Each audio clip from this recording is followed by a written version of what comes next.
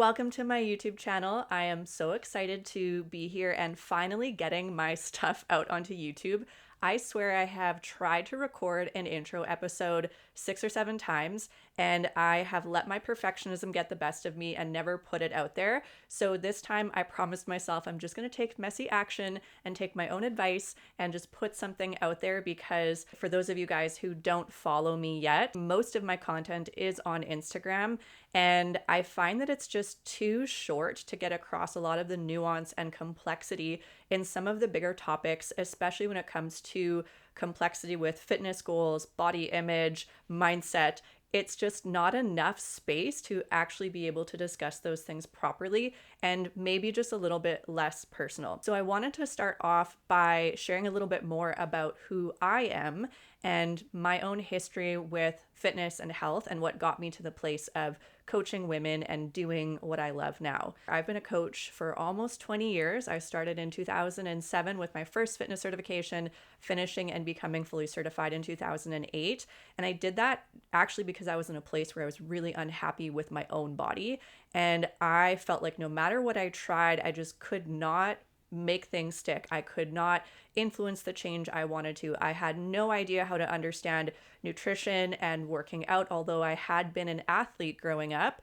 I just never knew how to apply those things when it came to a solo pursuit like lifting weights or exercising on my own outside of team sports. And to give you a little bit of a background, I grew up on the farm in the prairies in Canada. I was always active outside. I ate a fairly healthy diet, but my family is half Ukrainian, and a lot of that food was very carb dense, very delicious things like lots of breads and pierogies and all of the white stuff that I was told was so unhealthy. And that probably stemmed some of the issues that I had around food unknowingly to myself at the time.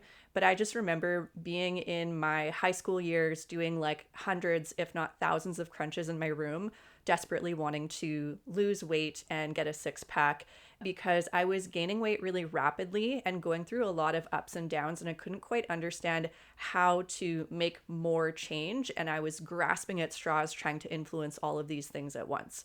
And ultimately, when I became an adult and graduated high school, I was in a really difficult place with just not knowing how to cook for myself, not knowing how to manage the stressors of being an adult and being a little bit more on my own. And that's one of the reasons why I became a personal trainer, again, was just to take care of myself. And immediately when I finished my personal trainer certification, I was like, this is not enough. This does not make me feel comfortable in actually being able to help other people, let alone do I think that it gives me enough knowledge to be able to confidently influence all of the things that I wanted to achieve with my own health and fitness.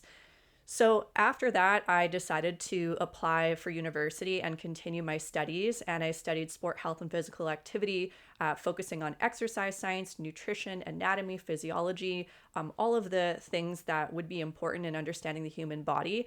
And during that time, because I was already a personal trainer, I was working as a trainer, teaching group fitness classes. I think at my peak, I was teaching like 7 spin classes a week, which was really draining and caused a lot of issues ultimately with my energy levels, being a student especially. So during this time, I still was a really avid runner. Back in my high school years, I was a cross country athlete. I placed in provincials. I did high jump, track and field. I did relay races. That was my favorite. And I continued to run a lot of trail races as I moved for university. And I had a really debilitating knee injury where I hyperextended my knee and I couldn't even walk on it for months. I was really lost because running had been my main outlet for so long, and something that I just loved getting up to go and get into the woods and find a trail and put some music on and just unplug from the world. And that's when I really started to have to get more serious about strength training, because I knew I needed to rehabilitate my knee, and I didn't have that outlet anymore in the way that I had incorporated into my life. So this is where I really started to get serious about strength training. And as that developed, I also decided to start competing in bikini in bodybuilding competitions. Little did I know, this was not something that was going to support me in developing a healthier relationship with food or really get the goals accomplished to the way I wanted to. I thought that I needed some sort of big goal to really motivate myself. And I didn't do well with not having any kind of goal. I had always had races, I had always had team sports, competitions, tournaments, and being able to just go to the gym for the purpose of going to the gym was challenging for me. And not only was that challenging, but I thought that the more disciplined that I was and the stricter that I was with my food and my training, the more success that I would have. That definitely backfired on me because I started to struggle a lot with all or nothing cycles, with a lot of burnout, with a lot of binge eating, with just a lot of injuries because I was chronically over exercising and under fueling myself and only really focusing on my fitness goals when I was training for a competition and not when I was trying to recover from a show. I would burn myself out so much with eating the same 5 foods every day and doing, 1 to 2 hours of cardio a day and lifting 5 or 6 days a week that I just needed a couple of months, if not longer, to not meal prep, to just enjoy my life, to really just focus on other things that I had ignored because I'd sacrificed so much for my competitions.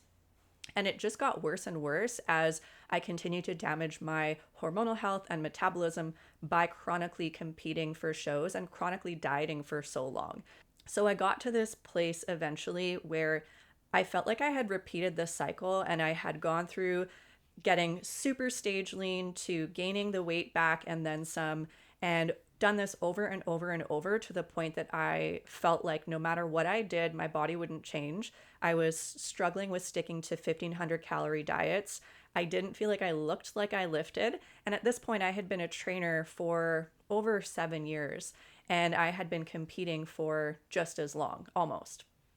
Now, it was in this place that I started to really feel grateful that I had people around me who were noticing that I was really not seeing the success that I wanted to, and thankfully being honest with me about the fact that I probably needed to take a break from competing and dieting so consistently and actually just focus on building muscle. And that was a really, really difficult time for me because my whole persona, all of my goals in the past had been focused on me getting leaner and losing weight or getting down to a certain level of body fat percentage and being able to focus on intentionally eating more food, seeing the scale maybe go up and my clothes get a little bit tighter had only been associated with me failing or with me gaining a lot of weight back after a competition. So it was really challenging for me to trust my coach at the time and to go in for weigh-ins and see the scale go up and to increase my calories and to stay consistent with that. And that was something I definitely needed support with at the time because it was a scary place for me because I'd grown up in diet culture and had all of these things that had been impacting me. So through this time, I had really started to unpack my relationship with food, the mental obstacles, the mindset that yes, in one way had helped me achieve a lot in my discipline and in my inner world and my self-talk, but on the other hand, had made things really miserable and had created this all or nothing roller coaster that I was constantly riding with my health and fitness. And during that time, I had also built a very successful business and I had taken dozens of extra certifications after my degree, become a fascial stretch therapist, advanced nutrition certifications, functional strength training certifications to continue to try to help my clients more. But one thing that I really started to realize was that it didn't matter how much I knew if I couldn't really connect with my clients' deeper purpose and I couldn't help them connect with their why, especially in moments when they were really doubting themselves or they had only failed in the past. So fast forward to today, where I've been a coach for almost 20 years, have built a successful online health and fitness coaching company that works exclusively with women who struggle with perfectionist tendencies, who may have some all or nothing behaviors, but really want to get strong and feel great in their bodies, lose stubborn fat, and not feel like they have to constantly restrict their food or sacrifice their mental health to get there. Most importantly, my mission with my clients and also with this channel is to help women have the tools that they need to really experience everything that they want to and that they deserve to have in life, whether that is more fulfilling sex lives and having a body that they feel proud of and that allows them to say yes to adventures and to want to be in the bikini and to want to have the boudoir shoots. So if you're still here, I appreciate you being here. Please don't forget to like and subscribe and comment, and you'll continue to see more episodes coming from me very soon.